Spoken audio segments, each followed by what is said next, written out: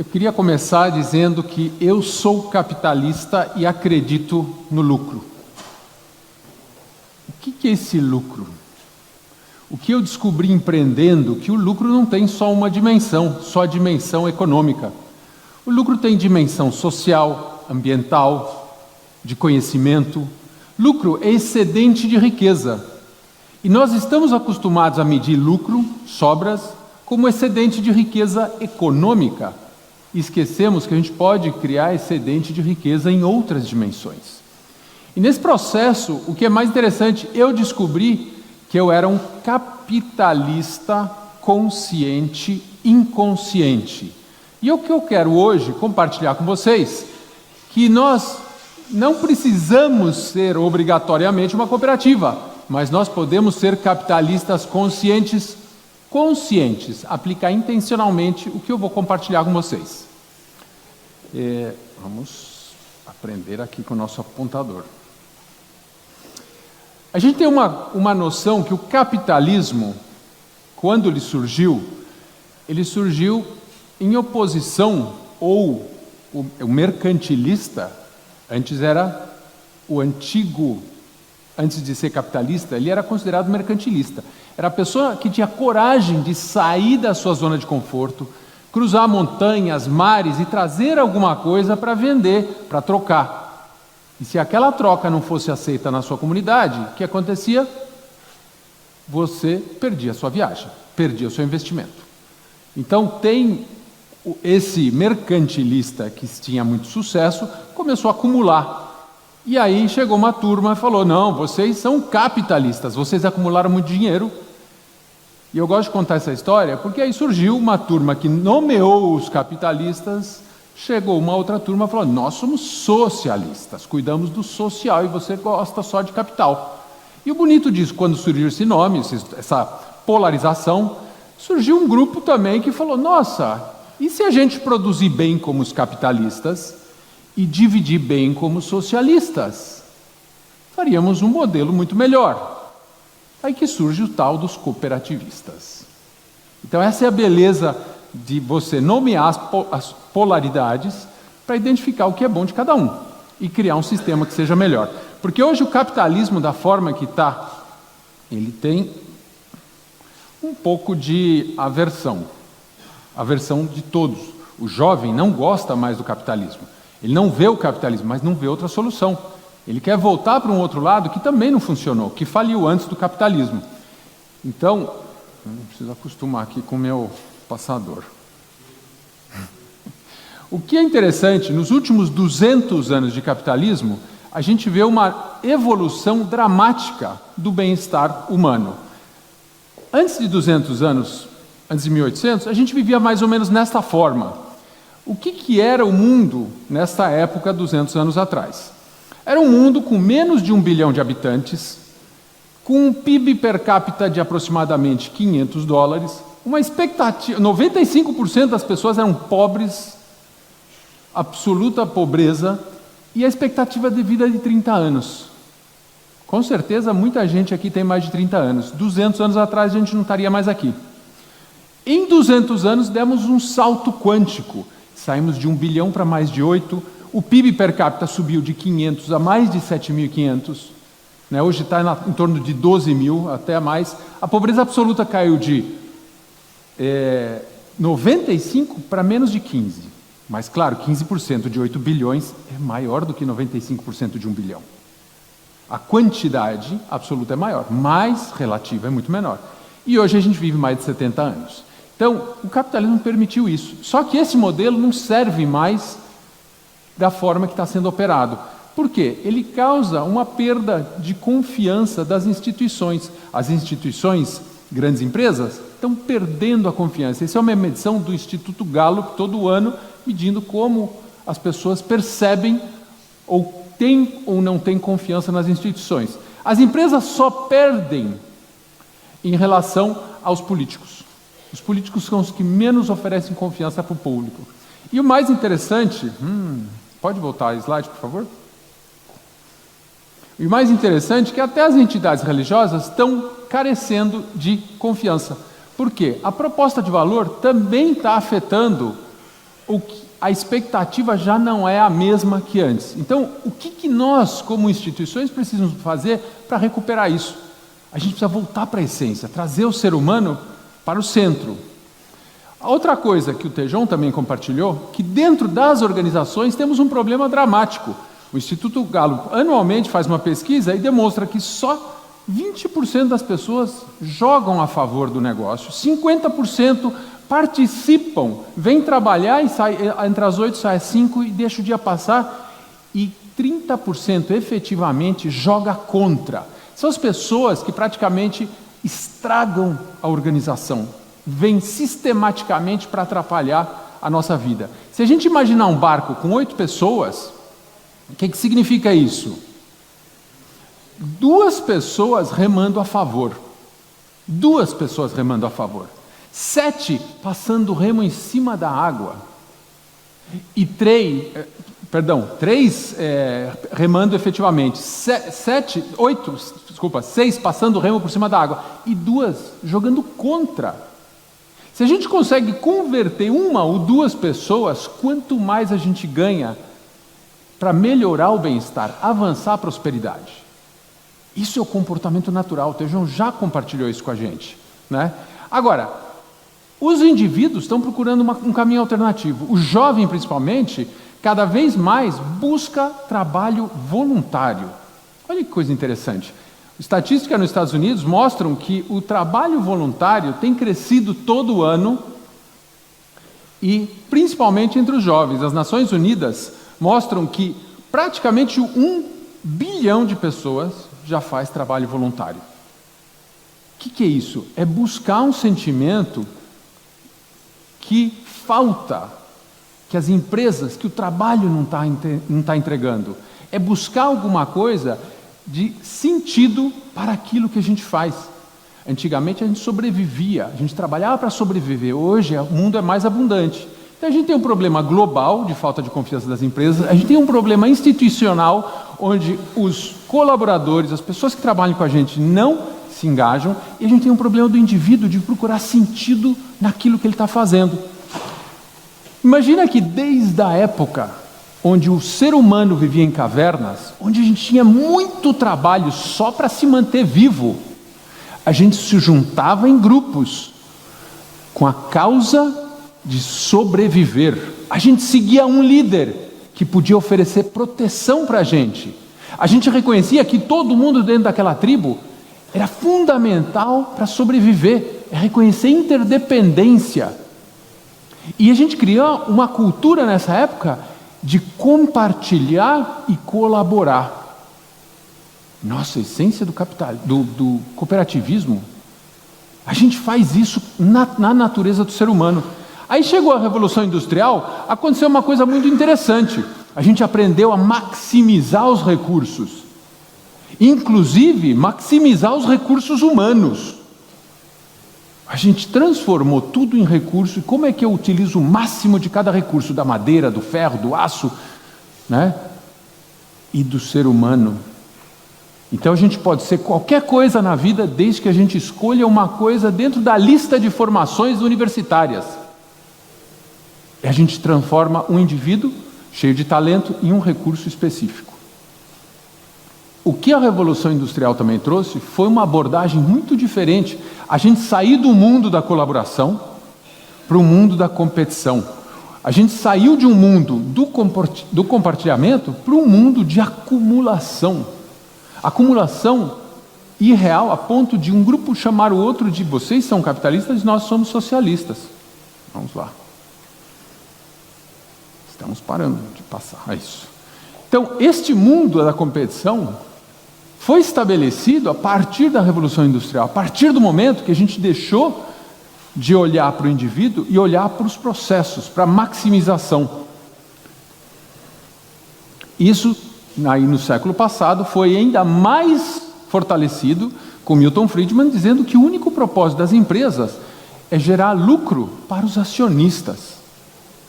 Isso fez com que, a partir daí, se deteriorou ainda mais a credibilidade, a confiança e a visão de recurso do resto do mundo. Isso nada mais é que uma perspectiva infantil.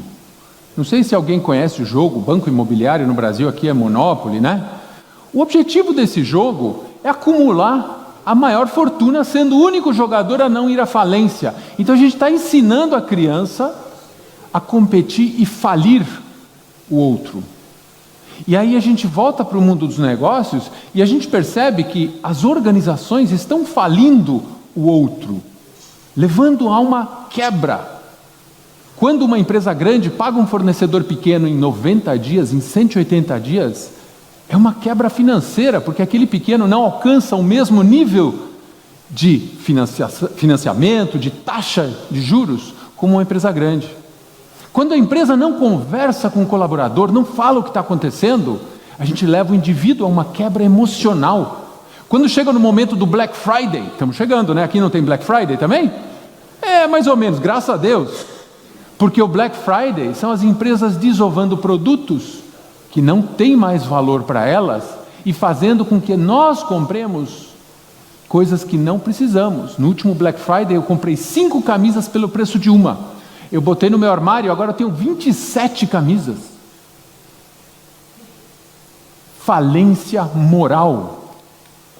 E todas essas falências a gente pode continuar falando, olhando o mundo como recurso. Como eu já falei, inclusive o recurso humano. O recurso a gente usa, acabou de usar, descarta. A gente faz um churrasco, compra o carvão, acabou o carvão, sobrou cinza, eu descarto a cinza. E este modelo mental tem que ser mudado. E o que a gente descobriu? Que as empresas nascem com uma perspectiva inconsciente. Foi meu primeiro empreendimento quando eu descobri que eu era um capitalista consciente. As empresas têm propósito, reconhecem a interdependência, tem um líder que cuida do seu entorno e cria uma cultura responsável, que é fundamental no desenvolvimento. Isso são organizações conscientes. Então, uma organização consciente não é apenas uma empresa, é uma ONG, é uma entidade dentro do governo, pode ser uma organização consciente, quando esses princípios são intencionalmente aplicados. Então, o que significa isso? Vamos para o primeiro, o que é o tal do propósito, né? É muito fácil a gente pensar no propósito de uma profissão. Um médico, propósito do médico, a primeira coisa que vem na cabeça da gente é salvar vidas. Não, o propósito também evolui. Era salvar vidas quando a gente vivia há 30 anos. Hoje, é manter qualidade de vida. E como é que a gente faz isso? A gente tem que ir com mais frequência no médico. Eu tenho uma deficiência que eu não consegui assimilar o novo propósito do médico, eu só vou no médico quando eu estou com tanta dor que eu não consigo mexer. Eu acho que eu vou morrer, minha perna não mexe mais. A mulher é mais inteligente, a mulher tem uma frequência maior para ir no médico. O homem parece que não entende isso muito, e eu me coloco nessa categoria dos que não entendem muito. Mas o propósito evolui de acordo com a mudança do nosso entorno social e econômico. E numa empresa, eu lembro na minha primeira empresa, nós sentamos para definir a única coisa que as outras empresas tinham, missão e visão. Né? Toda empresa tem missão e visão, passamos um dia inteiro discutindo missão e visão, chegou no final do dia, a gente sorteou, isso vai ser missão, isso vai ser visão, a gente já estava cansado de discutir. Hoje a gente fala de propósito, missão e visão. E o que é isso? Propósito, missão e visão. O propósito é por que a gente existe. Por que eu estou criando isso? Que problema eu estou resolvendo? A missão é como eu vou executar isso para chegar onde? Na minha visão de mundo. Então, grande parte das empresas hoje trabalha de fora para dentro. Eu vendo um computador e eu desenvolvo esse computador com tecnologia de desenho. Eu entrego serviços bancários, serviços financeiros como? Através de atendimento online ou através de algumas agências, alguns pontos de atendimento. Agora, a pergunta é, por que eu entrego serviços financeiros? Quando eu tenho isso claro, para gerar prosperidade junto, coletiva, eu mudo a forma de atender, segurando mais relacionamento, criando, fortalecendo relacionamento e confiança, para entregar a mesma coisa. Aí uma grande diferença é share of heart. Eu estou começando a ganhar, voltar à essência. O Tejão compartilhou isso também. Não tem argumento mais forte que uma conexão emocional. Eu compro do que eu me conecto emocionalmente. Agora, a gente se conecta emocionalmente quando existe uma causa alinhada com o que eu acredito. Não adianta vir plantar árvore se minha causa é social, Se a pessoa não está feliz, não importa. Se a pessoa está passando frio, ela vai cortar a árvore para esquentar a casa. Então o social tem que vir primeiro. Então quando a gente fala de missão, visão, propósito é a causa. Por que a gente existe? O problema que a gente está tentando resolver. A missão é como a gente vai executar essa missão, esse propósito, né? E a visão é o mundo que a gente está criando, a gente visualizar esse mundo. E por fim, eu gosto de incluir mais um círculo aqui, que é a ambição. Essas 3 níveis de mensagem são mensagens emocionais, conexão emocional. Se a minha visão é ser número 1, o que eu falo para vocês? Número 2, 3, 4, 5, 6. Quem quer ser o número 7? Ninguém. Agora, se eu falar que nós vamos chegar junto em algum lugar melhor, falar, acho que eu quero ir, me mostra mais desse lugar. Então, ajuda. Voltar a tela, obrigado. Então, isso é o propósito. Quando a gente olha como é que esse propósito evolui, vamos para o Google. Acho que todo mundo já ouviu falar do Google, né? O Google, quando começou, não existia página.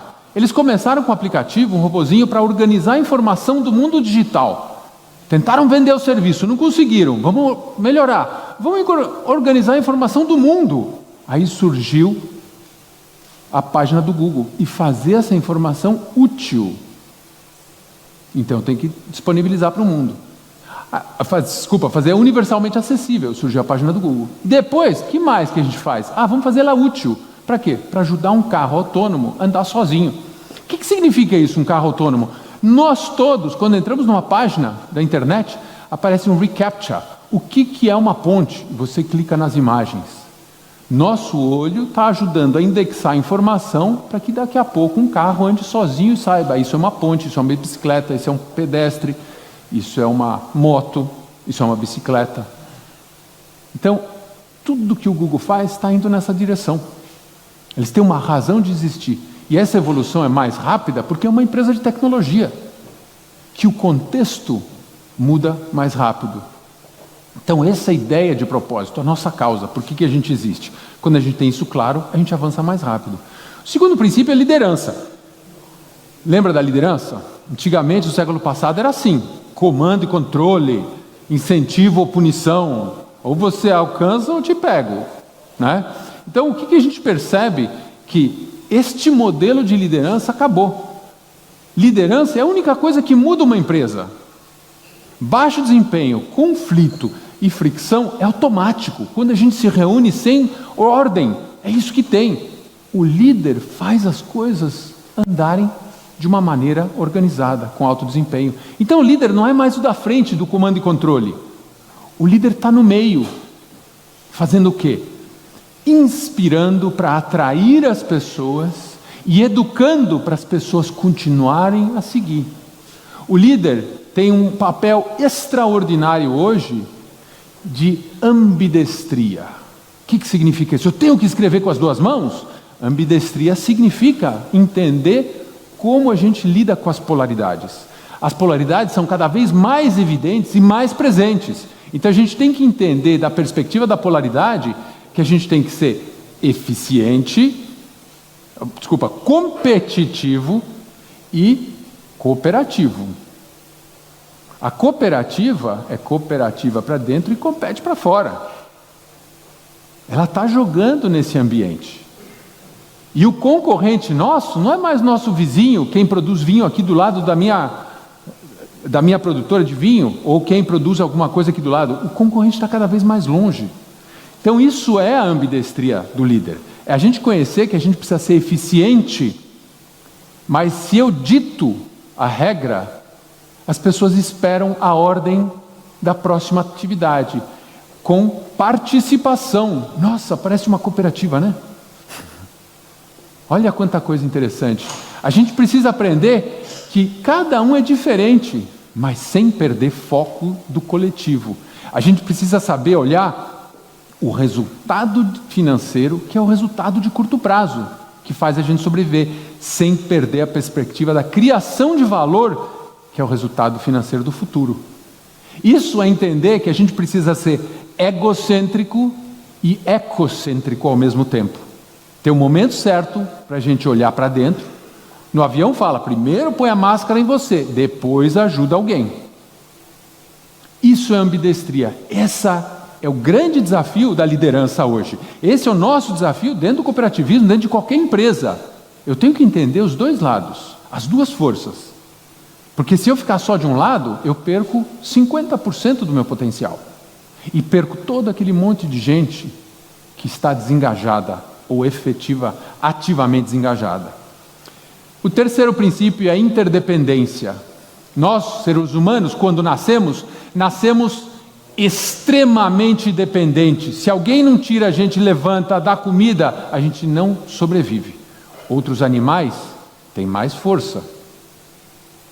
Então, quando a gente cresce, tem o primeiro emprego, a gente acha que é independente, porque tem um salário, tem uma renda e consegue pagar e tomar decisões. E quando a gente evolui, a gente reconhece que a gente só é porque somos. Não existe ser sozinho. Não existe planta numa floresta sozinha. Alguém já viu uma árvore no deserto? Não funciona. É um ecossistema. Somos todos interdependentes. Opa, fui para o lado errado. Então, a questão da interdependência é fundamental a gente entender que o modelo do século passado, cadeia de valor, fornecedor, cliente, colaborador, Opa, já deu errado, né? Quem está ali no meio? É o colaborador, é o cliente, é o fornecedor? Cadeia de valor não funciona mais. É muito mais elaborado, muito mais complexo o ambiente de negócio. A gente tem o vizinho, tem a família do colaborador, a gente tem o concorrente, a gente tem outras entidades, outros stakeholders nesse mundo. E um bom exemplo de como essa interdependência pode criar um ciclo virtuoso é esse supermercado nos Estados Unidos, que ele começa com a seguinte perspectiva: felicidade da minha equipe, para que eu tenha fornecedores, parceiros, clientes satisfeitos, investidores motivados e possa dar atenção à minha comunidade, ao meu meio ambiente. Com um colaborador feliz, eu consigo que ele busque melhores parcerias, os parceiros são melhor atendidos, os parceiros trazem produto de mais valor vende mais venda gera mais resultado econômico faz que o acionista, o dono, o associado tenha mais vontade de colaborar com o meio ambiente, fazer trabalho voluntário, doações, filantropia. Essa filantropia é convertida dentro da minha comunidade. E quando alguém olha para mim e fala: nossa, você trabalha na Caixa, que bacana, o trabalho que a Caixa faz aqui, ali, o colaborador volta orgulhoso para o trabalho e fica mais criativo, mais feliz e busca mais coisa para fazer. Isso é um ciclo virtuoso. Agora, tem empresas que falham na última conexão. Às vezes eu fico no hotel que diz o seguinte: economize uma toalha e nós plantamos uma árvore. Tem na chave essa mensagem, na cama, na toalha. E aí quando eu faço check-out desse hotel, eu falo: onde estão as nossas árvores? Árvores? Que árvores? Não, olha aqui na chave, está escrito: economize uma toalha. Eu botei a toalha todo dia no gancho, né? Mas o colaborador que limpa o quarto não entende, ele troca a toalha. O rapaz, a pessoa do check-in e check-out não entende. Então, a pessoa do check-in e check-out fala assim: não se preocupa não, isso é coisa do corporativo. Como coisa do corporativo? A empresa gastando uma quantidade de dinheiro, falando uma coisa, ninguém executa. Cadê? É a falha no último elo. Se a gente fizer o trabalho social, ambiental, longe, ninguém vai ver. Não tem feedback, não tem alimentação, dividendo emocional. Essa é uma das riquezas que a gente pode gerar. Se esse indivíduo no check-out diz para mim: essas árvores, sabe essa avenida principal aqui na frente do salão? São árvores nossas. Cada quadra é um grupo de alunos da escola pública que vem plantar e acompanha todos os anos o crescimento até sair da escola. Essas são as nossas árvores e obrigado para contribuir para mais uma rua com árvores. Essa pessoa tem orgulho do que ela faz. E a gente começa a criar uma cultura de reconhecimento, de dividendo. Aí outras pessoas começam a inovar. Então esse QR Code aqui no recibo da sua hospedagem, O pessoal da tecnologia tira fotos e toda vez está atualizando. Então você lê aqui no seu celular e você vê as crianças acompanhando o crescimento, medindo as árvores. Isso é interdependência. Todo mundo está junto, todo mundo contribui um pedacinho para criar esse círculo virtuoso. O melhor modelo de negócio da história desse planeta é o meio ambiente. Quanto mais a gente combinar o que o meio ambiente, copiar o que o meio ambiente faz, mais força a gente vai ter como instituição. A gente não pode mais trabalhar em silo. O cooperativismo tem uma vantagem enorme nisso, porque não trabalha em silo, trabalha no coletivo, no compartilhamento, na colaboração. Então, quanto mais as empresas entenderem que somos parte de uma coisa muito maior, mais força vamos ter para gerar mais prosperidade. Porque progresso a gente já gerou o suficiente. Progresso é aqueles primeiros que chegam, abrem o caminho e a gente pode usar o caminho, mas o ouro, as esmeraldas já foram retiradas, foram concentradas na mão de poucos. Prosperidade é quando todo mundo avança junto. Isso é reconhecer a interdependência. E por fim, o quarto princípio, a cultura. O que é essa tal de cultura? É o nosso grande diferencial. A única coisa que ninguém copia é como nós coletivamente nos comportamos a favor do nosso propósito, a favor da nossa causa. O que significa isso? Se eu for lançar uma empresa que vende copos descartáveis, o ChatGPT vai me dar o melhor modelo de negócio, o melhor política de remuneração, o melhor canal de distribuição, vai me dar todos os elementos para criar uma empresa melhor. Mas isso não está pensando nas pessoas. Isso não está criado pelas pessoas. Uma tatuagem é uma expressão emocional. Alguém já se tatuou? Eu tenho uma tatuagem do meu primeiro celular. Adivinha qual que é? Nokia, né? Aquele tijolo. Tá aqui, ninguém tatua um produto. A gente tatua uma emoção. A gente tatua o time de futebol que nunca muda. A gente tatua uma experiência. Quem vai para a Olimpíada tatua os círculos da Olimpíada. Uma tatuagem é uma conexão emocional. Imagina se a nossa marca, o que nós fazemos na sociedade, seja tão potente ou tão influente que as pessoas se tatuariam com a marca. Harley Davidson não é um meio de transporte. Eu vou comprar uma moto, vou comprar uma Harley Davidson. Não, Harley Davidson é um estilo de vida, é uma ideia de liberdade. A ponto de que os colaboradores se tatuam com a marca, os fornecedores se tatuam com a marca, os clientes, até o prospect, já tenho a tatuagem, mas ainda me falta um pouquinho de dinheiro para comprar a moto. Isso são as tribos que se juntam. Somos uma tribo ou somos um bando de indivíduos isolados? Quais são os nossos rituais de celebração, de compartilhamento? Quais são as nossas formas de celebrar o nosso sucesso? Os nossos valores? Aí a gente cria uma tatuagem emocional no nosso grupo. E o mais bacana de todos esses 4 princípios, eu acho que, para mim, o Carnaval no Rio de Janeiro é um exemplo tão forte de um ritual de celebração. Imagina que pessoas trabalham 365 dias por ano para um dia de celebração. E passar naquela avenida, uma escola de samba demora 1h15. Um indivíduo dá o primeiro passo, em 10 minutos acabou. Você trabalhar um ano completo por 10 minutos, às vezes só ficar por ali acompanhando a festa, a música, o ritmo. Isso é um ritual de celebração. Isso é uma tribo, pessoas que acompanham, que seguem, apaixonadas.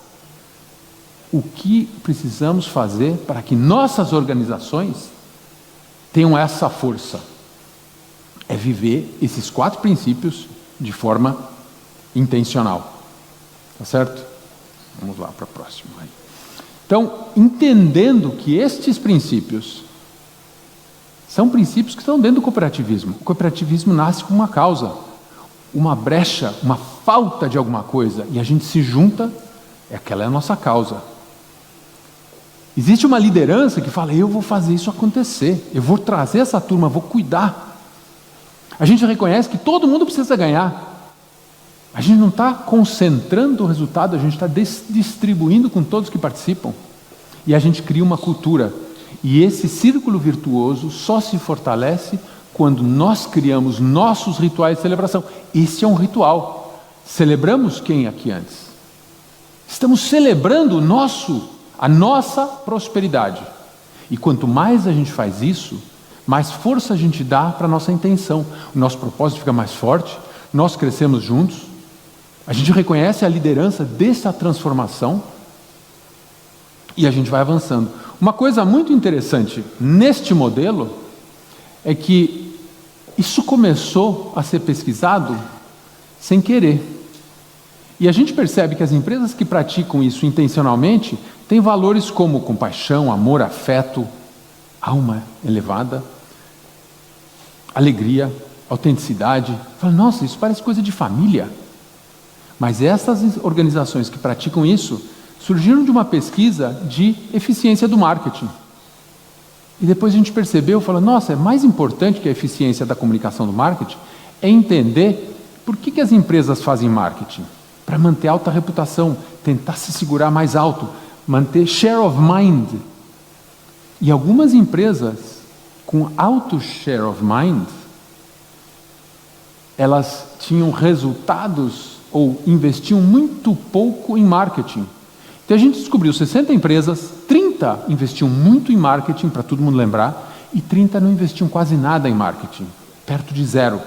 E dentro dessas empresas que investem quase nada, essas 30 empresas que a gente descobriu que não investem em nada, existe Harley Davidson, existe uma empresa aérea, que em 30 anos de história nunca teve um ano de prejuízo.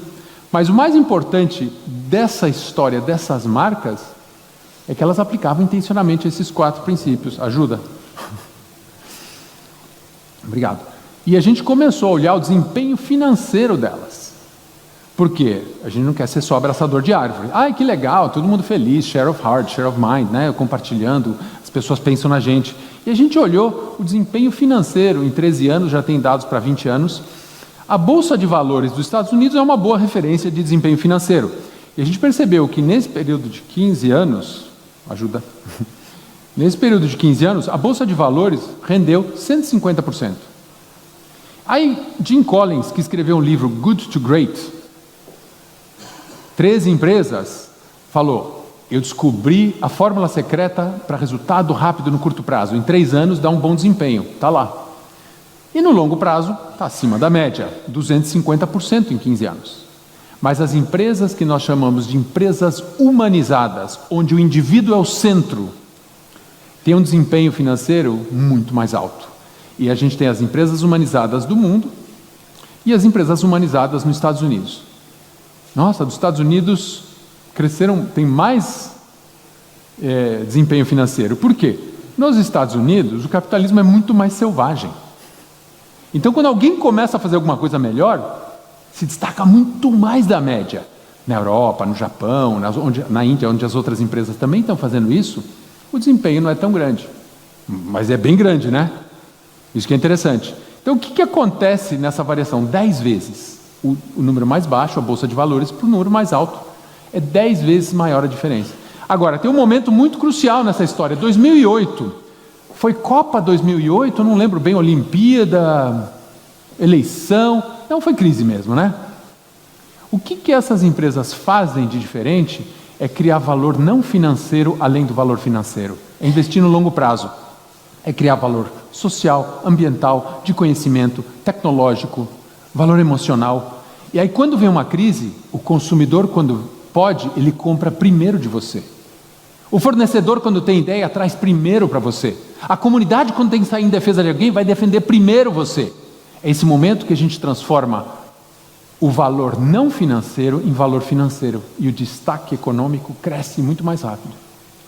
Então, as empresas mais conscientes, ou empresas humanizadas, elas têm um desempenho econômico muito mais forte depois das crises. Um salto de desempenho econômico mais ressaltado depois da crise.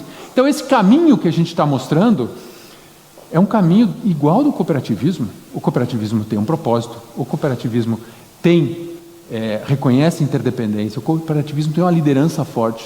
E o cooperativismo cria uma cultura. A gente pode copiar o cooperativismo a partir desses 4 princípios, que são princípios de qualquer empreendedor. Mas alguma coisa acontece no caminho que o empreendedor desvia. E a gente precisa intencionalmente aplicar isso. A falta de intenção faz isso. Então, a gente precisa atualizar essa nossa ideia, essa ideia do Milton Friedman, que esse é o único propósito, e mudar, atualizar para que o propósito das empresas é gerar valor para todos os envolvidos, para todos os stakeholders. Não é só para um, não é só para o acionista, é para todos. E cada vez mais líderes, executivos, acionistas, investidores começando a falar isso. Não serve você só olhar para um, a gente tem que começar a olhar para todos. E o cooperativismo já faz isso há muito tempo. A gente tem uma vantagem competitiva nesse mercado. Então, quando a gente olha a evolução desse movimento, antes era terra de ninguém, você podia fazer qualquer coisa. Aí o governo estabeleceu leis, compliance, você tem que seguir isso. Depois, a gente percebeu que entrou o momento da eficiência, onde até os seres humanos fizeram parte dos recursos utilizados. Quanto mais eficiente, melhor. Vou contratar uma pessoa com menos experiência, vou pagar menos do que uma pessoa com mais experiência. Então, até a eficiência começou a afetar. E aí chegou um momento que a gente começa a falar de triplo impacto. People, planet, profit. Só que isso também evoluiu. O people é muito genérico. Vamos falar de social, a gente entende o social. O planeta é muito grande. Vamos falar de meio ambiente. E o profit? Profit não pode ser mais a qualquer custo. A gente está acostumado aos indicadores de desempenho financeiros, KPIs, Key Performance Indicators. Governança só ocorre se a gente tiver propósito, onde a gente senta numa mesa de reunião, de conselho, de compra, qualquer reunião, e decide também baseado no propósito. Isso avança nosso propósito ou desvia do nosso propósito? Senão a gente não tem governança. Senão é governança de compliance, governança do século passado. Governança tem que ter o propósito na mesa. Isso naturalmente continua evoluindo, porque não tem intersecção entre planeta, pessoas, a gente só tem um planeta. 8 bilhões moram aqui e todas as organizações precisam de gente como cliente, fornecedor, associado, colaborador. Não tem empresa sem isso. As pessoas fazem parte do negócio. Então a gente precisa entender que dentro de uma empresa, o porquê que eu estou criando essa organização. Entender como estamos criando valor para as pessoas do nosso entorno e que mundo a gente está criando com a nossa presença. Estamos em constante evolução. E mais evoluído assim, ainda, quando a gente fala disso, o ex-CEO da Unilever falava de net positive. Não dá para compensar. Aqui ficou negativo, aqui ficou positivo. -3, com menos... Morreu 10 pessoas aqui, mas eu plantei 500 árvores. Dá para compensar? Não dá. Não dá, não funciona. Então começamos a falar de net positive. E o Paul Polman fala uma coisa muito interessante. As iniciativas sociais e ambientais sem propósito são compliance. Eu vou plantar árvore e volto aqui para ganhar dinheiro a qualquer custo. Eu vou pintar uma escola, volto para cá para ganhar dinheiro a qualquer custo. As iniciativas sociais e ambientais têm que estar associadas ao nosso propósito, à nossa intenção, à mudança que nós estamos provocando com a nossa instituição, com a nossa entidade. E agora a gente já evolui mais e começamos a falar em regeneração. Tem empresas que começaram reflorestando áreas para produzir erva mate, aí começaram a preservar áreas para produzir erva mate, e agora estão regenerando áreas degradadas para produzir erva mate, com populações locais. Então a gente entender, a gente já falou disso, o próximo nível é o nível da economia donut. Qual é o alicerce social? Qual é o mínimo social? E muitos governos falam, não, dá um pouco de dinheiro, qual é o salário mínimo universal? Não funciona. Quando eu pego dinheiro, eu tenho o direito, com o dinheiro, de comprar um vinho, um álcool, uma bebida ou outra coisa, ao invés de me alimentar. E falar, eu continuo com fome, não tenho onde morar. Então talvez a ideia de infraestrutura social mínima é uma ideia melhor. Mas dá muito trabalho. Mas tudo dá trabalho. O Tejão falou. Tem trabalho. A vida tem trabalho. A vida é sair da zona de conforto. Ah, não tem onde dormir, aqui tem uma cama. Ah, mas eu quero dormir sozinho. Trabalha e consiga um lugar só para você. Ah, eu estou com fome. Aqui tem uma sopa. Não, mas eu quero comer um bife. É o próximo passo. Mas você tem cama, você tem comida, você tem transporte. O que são as coisas que talvez devessem ser de graça, ao invés de entregar dinheiro de graça? E a gente começar a pensar num modelo onde todas as pessoas tenham acesso ao mínimo social. Agora, sem exceder um teto ambiental. Sem exceder o que o planeta consegue atender. Porque senão a gente desequilibra. Não adianta todo mundo ter o mínimo e o planeta não aguentar a nossa presença. Então, a evolução é constante. Daqui a pouco vem outro modelo. Não sei qual que vai ser. Então, esse é o convite para a gente repensar. Quando eu era criança pequena, lá no século passado, eu tinha uma visão de futuro, e essa visão de futuro é para a gente sair só do impacto positivo para pensar mais em impacto coletivo. A minha visão de mundo, no século passado, era determinada por um programa de ficção científica. Todo mundo já viu uma ficção científica. E a ficção científica tem um poder muito grande de criar um futuro tecnológico, a ponto de que hoje o nosso celular tem mais poder de computação do que o primeiro foguete que saiu da Terra, né?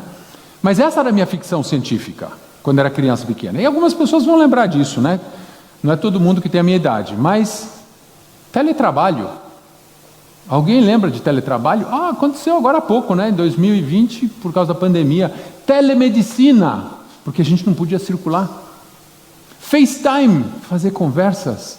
Minha filha estuda nos Estados Unidos, a gente está longe, a gente fala por FaceTime. Ontem minha esposa ficou 1 hora no telefone falando por FaceTime. Custo 0 pelo Wi-Fi. Isso era a minha ficção científica e hoje virou realidade, porque a gente cria, quando a gente cria uma ficção científica, qual é a nossa ficção social? Qual é a nossa ficção social? O que a gente está criando? Porque no Brasil, quando a gente cria uma empresa, o estatuto da empresa tem razão social. Aqui em Portugal acho que tem objetivo social, né? Objeto social. Nenhuma empresa que eu conheço, ou instituição, ou organização que eu conheça, tem assim, objeto financeiro, ganhar muito dinheiro. O objeto é social, a razão é social. E porque o foco é só no dinheiro. Essa é a ficção social que a gente precisa criar. Para que as pessoas falem, eu quero ir onde você está indo. Esse é o lugar que eu também quero chegar. Porque sem essa visão de mundo, a gente não vai conseguir atrair mais pessoas para acompanhar essa jornada. A gente precisa sair e inspirar. Que é o nosso grande inspirador no cooperativismo aqui. É inspiração, a gente vê uma luz. É essa luz que eu quero ir acompanhar. Porque o trabalho coletivo, compartilhado, colaborativo, gera muito mais resultado do que acumular. A gente vive num mundo mais abundante, a gente não precisa acumular tanto. Mas tem gente que continua acumulando. O que está acontecendo?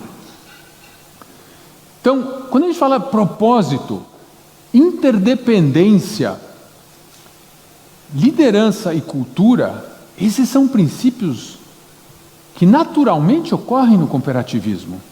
Claro, os valores são mais extensos, maiores, mas qualquer empresa pode atuar dessa forma, desde que intencionalmente, desde que tenha na sua governança, em qualquer momento de tomada de decisão, aquele momento, puxa, eu vou comprar isso. Isso vai avançar meu propósito ou vai desviar do meu propósito? Eu sou ex-produtor rural, trabalhei com 150 mil produtores no Brasil a partir de uma ferramenta de rastreamento de alimentos. A gente tinha uma pressão muito grande de fazer o produtor produzir orgânico, falando, ele não vai produzir enquanto ele não aprender quanto que ele gasta. E a hora que ele tiver um processo de controle, e o rastreamento oferecia isso, ele vai começar a controlar e vai pedir mais, vai pedir mais. Eu não consigo entregar mais para quem não quer receber. Eu preciso ensinar a pessoa, ela entender o que ela está fazendo, para ela poder avançar para o próximo passo. Então, esses princípios são naturais de qualquer empreendedor. Vocês já viram alguém empreender e falar, vou ganhar muito dinheiro? Ninguém empreende assim. Eu vou resolver um problema, tem alguma coisa que me incomoda. O livro do Tejon, fantástico, incômodo. Porque se alguma coisa te incomoda, é uma oportunidade de negócio. A gente tem que compartilhar, convidar amigos, colegas, e vamos pensar como é que a gente monta isso, como é que a gente elimina esse incômodo. A gente acostuma com o sapato apertado. Por quê? Por que a gente não muda? Minha filha mora nos Estados Unidos, ela falou, eu não vou ficar comprando todo esse monte de roupa, eu vou alugar roupa. Ela escolhe o estilo, são 20 lojas, toda semana chega um pacote de roupa e ela vai trabalhar com roupa diferente. Por que ela precisa ter tanta roupa? Mudança de modelo. A gente não precisa acumular, a gente não precisa ter tudo. Então, voltar aqui. A gente voltou para o Brasil, minha filha tinha 4 anos. Na quinta do meu cunhado tem uma árvore muito bonita que chama pau-ferro. E essa é a muda de pau-ferro. E todo ano eu saía com minha filha e a gente coletava, na época das sementes nascerem, mais ou menos 300 mudas, 290 morriam, sobrava 10. Um dia, no 3º ano que a gente está fazendo isso, minha filha fala, papi, por que você está pegando essa planta? Por que você está buscando essa muda? Né? Que planta é essa? Eu falei, essa aqui é pau-ferro, ela fica desse tamanho, não é bonita? Ela falou, nossa, é muito bonita, né? É bonita, uma árvore bacana. Mas você pega um monte dessas arvorezinhas, elas morrem todas. Por que você está fazendo isso, né? Eu falei, porque essa árvore é uma árvore muito interessante. Ela não cruza a copa. Ela se respeita, ela chega pertinho uma da outra. É uma árvore que tem uma característica, além de ser bonita, ela colabora e protege o espaço, ela cria um espaço diferente. Mas quanto tempo demora para ficar desse tamanho? Eu falei, 60 anos, 70 anos.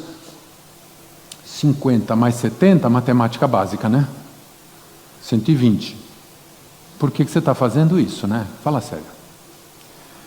Aí eu falei para ela, tá vendo esse caminho aqui? Não é gostoso passear por esse caminho? Não é.